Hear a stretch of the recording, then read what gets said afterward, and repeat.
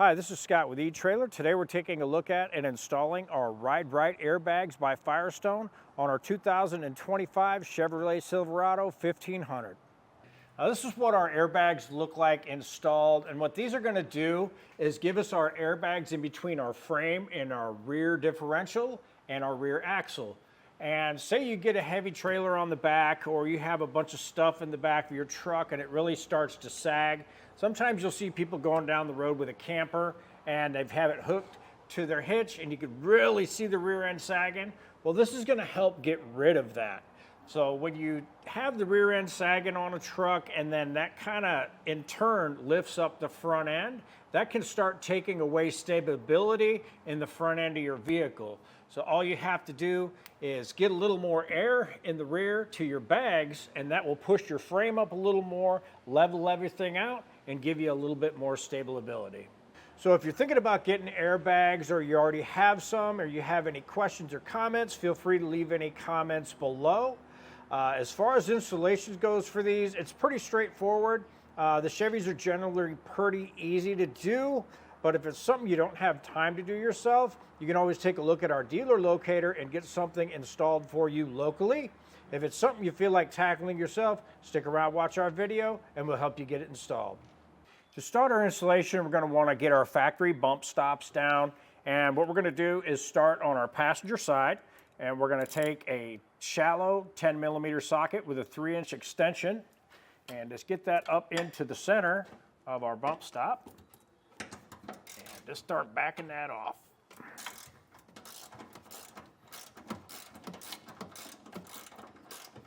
And once we get this one down, we'll do the same thing on the other side.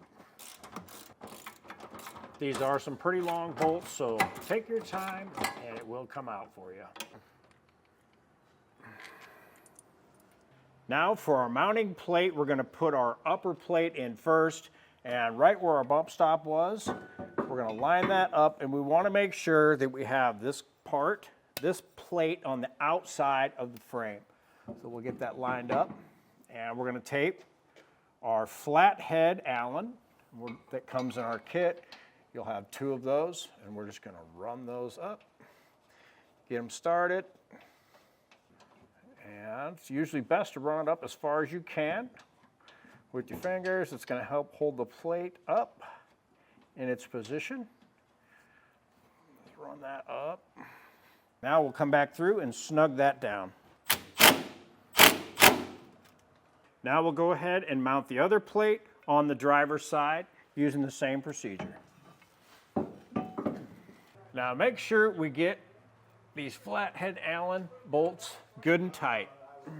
Now in our kit, we're going to have these flathead Allen screws. We're going to pop these into our lower bracket. All we're doing now is just getting our lower bracket prepped. Now in our kit, we're going to have these flange nuts.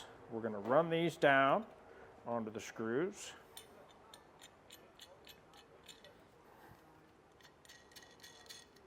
For now, we'll just get them down finger tight, and then we'll come back through and tighten these up. We'll just get these started. Now we'll come back through and tighten down our hardware to our plate. Now on our spring, we're going to go ahead and get this prepped and ready. So what we're going to do is we're going to take one of these connectors. It's going to be our brass connectors. It's going to end up going with this. So we just want to get that started in place. And it is going to have like a thread sealant already on there. So we're just going to go ahead and take our 7/16 wrench and just get that tightened down. And we'll do this on both of our springs.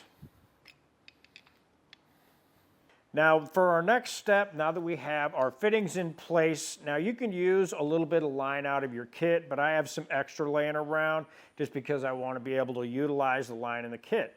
But I have some air lines, so what I'm going to do is I'm going to snip off maybe about 3 inches or so of line. Cut 2 of those off. And this is not something I'll be reusing, so I'm not going to worry about that. So now what I want to do is take a piece of that line, insert it into our connector. For our next step, we're going to take our air valve that comes in our kit, push down on our airbag, push that down and then insert the end. Now what that's going to do is hold our bag deflated and make it a whole lot easier for us to install it on our truck. Now we'll do that with both of our bags. Now on our lower bracket, we're going to take our air spring and we're going to go ahead and get it threaded in place. We're going to take our supplied bolt. It's kind of the short bolt, and we're just going to get that into the bottom of our airbag. And we're just going to leave that loose because we're going to want to be able to move this around, but we just want to get that in place for now. We'll go ahead and do that with both of them. Now we'll just get our spring assembly put in place. We want this tab to be facing towards the outside of our wheel.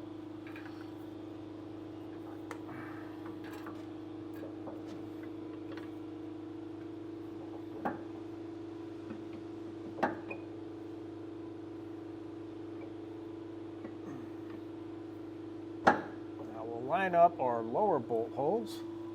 To make things a little bit easier, we'll go ahead and line up the top of our spring. We want it to land right there in that spot where it has that little pin that keeps it in the center of our bracket. Now we'll take our nylock nut and just get that threaded loosely down on the top of that to hold our spring in place.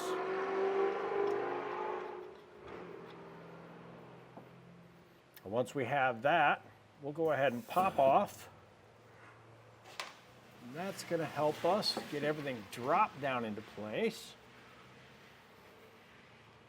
Line up our bolt holes.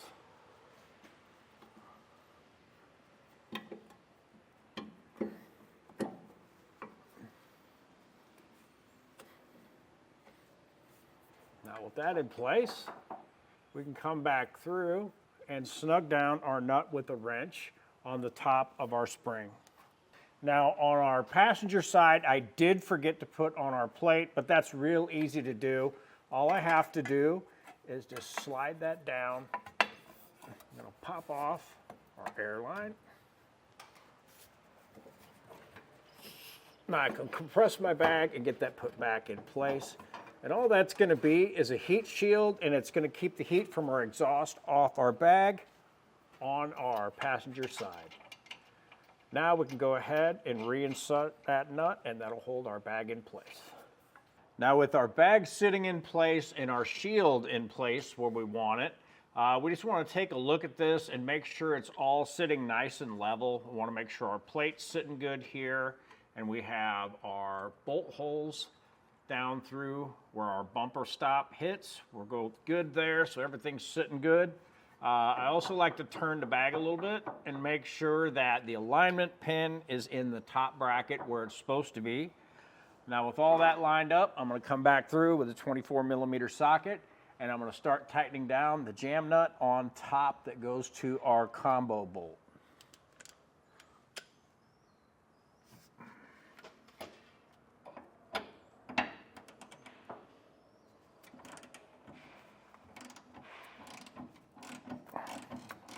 Now for our next step is we're going to need to get our bolts to go into the side of our bracket and then down into our jounce pad area. So what we need to do is give us a little room, so we're going to have room to get at our hardware. So I'm going to take a T40 star bit, and I'm just going to back off all of these so I can move this shield out of the way, and it's going to give me more room to get up in there to put my hardware on.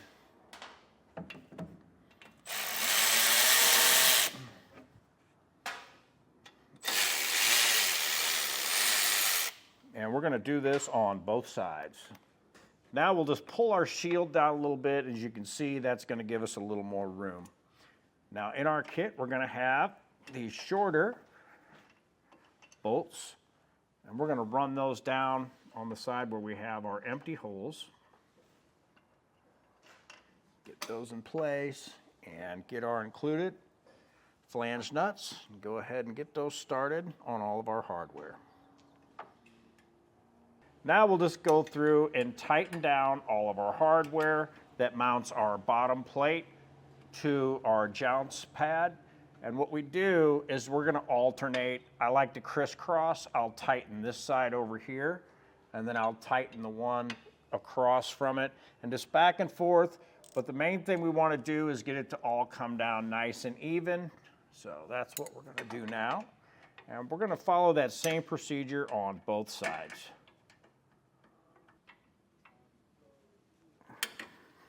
Now with all of our hardware on our bracket tightened down, we did put our shields back in place on our axle itself. Now we have to remember we have this bolt up under here that goes to the bottom of our bag, and that is going to be a 9/16. And we're just going to use a wrench and get that tightened down on both sides. So on the back of our vehicle, we were looking for a place where we could put our Schrader valves for our air inlets for our bags. And we didn't want to drill into anything up here because we got a lot of metal plate in behind this, and we have our trailer wiring, and there really wasn't a whole lot of places we could put that. So we got down here, the bottom of our bumper. We seen where we had this bolt goes up and it mounts to the bottom of the bumper. What we decided to do is drill a hole through our bracket that holds both of our Schrader valves. Ended up drilling a hole through that, and then went ahead and we're going to run our bolt through there.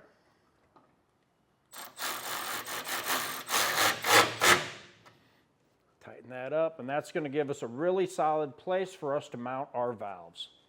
Now what we're going to do is get our line installed, and what we're going to do is we're going to go ahead and get our valves screwed onto our mount. So we'll get that done, and then we're going to show you how to get these lines installed. Now what we did is we took our line and we unspooled it and we pulled it. We lined up our two ends in the full roll and then pulled it out and then snipped it right in the middle. That way we have two equal length lines.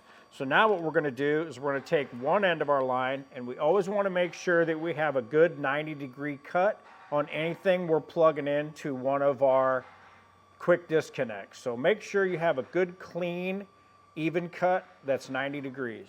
So all we're going to do is we're going to go to our bag, and we're going to find our inlet to our bag, and just want to push in your line and push down real hard, and you'll feel it kind of click and stop. Then you can pull up on it a little bit and make sure you have a good connection. Now we'll just start running our line back. We want to keep it away from exhaust. We want to keep it away from any suspension components that are moving that could pinch or kink your line. Just want to make sure that we're not making any kinks in it, and just run it back. And after we get it run where we want it, we can always just wire tie it into place and make sure it's good and secure. Now that we have all of our lines plugged in, what we can do now is we can come back through and we can get some air in our lines, and we'll go ahead and check them.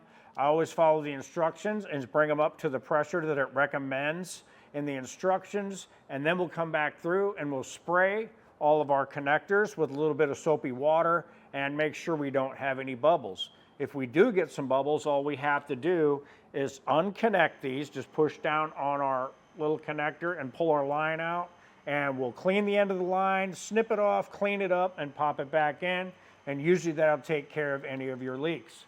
But once you have all of your lines where you want them and they're away from any heat sources and suspension, you can come back through with your ties and then get everything tied up and just make sure everything's going to stay where you put it.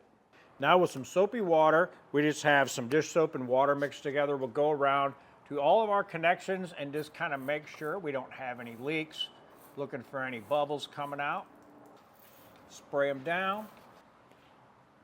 So far, everything looks good. Now, if you do end up getting any large bubbles coming out, all you want to do is bring your air back out of your bags, and then go ahead and pull the line out. All you have to do is push down on this little section, and then pull your line out while you're holding this down, and then just go ahead and cut it, and then clean it back up and push down on it, put it all the way back down in place, and then go ahead and do a recheck on it, and you should be good.